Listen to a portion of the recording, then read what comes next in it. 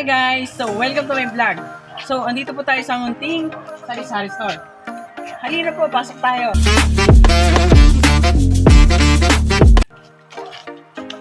So, dito po sa may bungad, makikita natin ang mga kanilang mga snack. Ito po. Ayun po kanilang mga snack. So dito po, sa part na ito, ito po yung halagang 8 pesos. Bili na po kayo. 8 pesos lang po, sa halagang 8 pesos.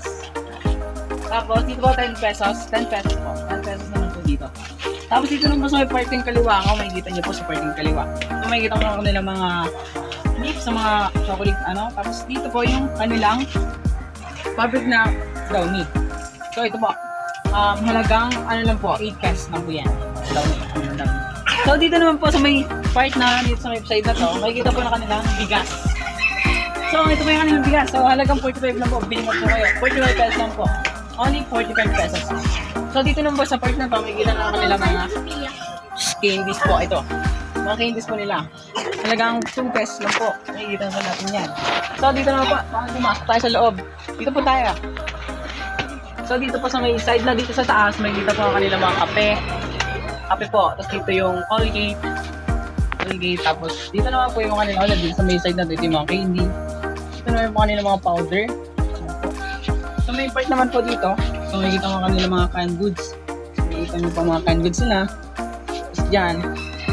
Tapos dito naman po, makikita sa part na doon. Dito po yung kanilang alak. So, sa halagang 140 lang po, makakabili na po kayo sa halagang 140 lang po. Yan, mga ganyan, 140 yan. 140 pesos lang po. Dito naman po sa kanilang side na to, ito, makikita nyo rin po kanilang gin below. Bili na po kayo sa halagang 80 pesos. Bili na po kayo. Dito naman po makikita kanilang mga pancit canton. Dito po sa flavor na kasalo.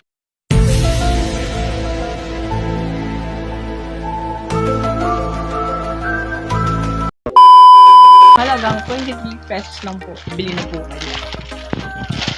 So, dito lang po kanilang mga liquid. Talagang meron po silang 40 pesos. Meron po silang 20 pesos.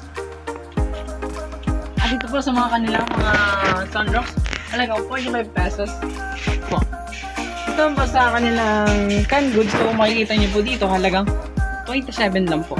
Makikita nyo na po yan, 27 pesos lang. So, yun lang po. Maraming salamat po.